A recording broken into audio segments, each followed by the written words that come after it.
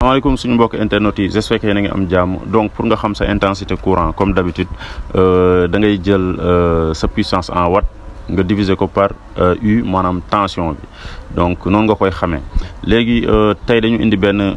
section bu 10 mm ak section bu 16 mm comme ni ñu wax ne section 10 mm intensité maximale bi mooy 40 ampères donc section 16 mm intensité maximale mooy 63 ampères mais il faut noter que fil bi nu muy gën a gàttee muy gën a dékku sax maanaam ampérage biñ ko jagleel mën na ko weesu à condition mu nekk distance yu gàtt ok mais jàpp leen ne fil bi nu muy gën a guddee ay 10 mètres jëm kaw nu muy gën a guddee moom muy gën a néew kattan ci tout at pour dékku courant bi koy traversé maanaam intensité courant bi koy traversé donc loolu aussi ngeen bàyyi si xel à chaque fois dañu ne 10 mm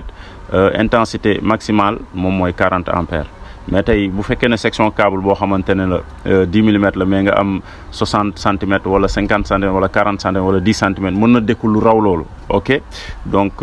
il suffit juste nga xam base yi donc aussi ak port fusible yi dafay firndeel loolu mooy gis nga moins de 5 centimètres la moins de 5 wala 6 centimètres li mu mën a dékku bëri na donc kon si gàttal la ngeen gis ne kon fil nu muy gën a guddee moom muy gën a néew kattan ngir dékku courant bi koy traversé ok à chaque fois aussi sa section câble mu ngi dépendre si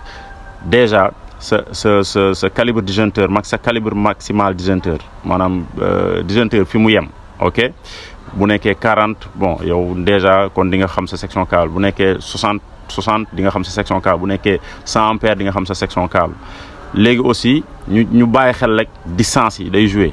nu muy gën a guddee muy gën a néew kattan ok ngir dékku courant bi koy traversé mooy waral muy tàng ok loolu aussi ñu bàyyi si xel dinañ def partie 2 bi pour expliquer leen port fusible yi comment ça marche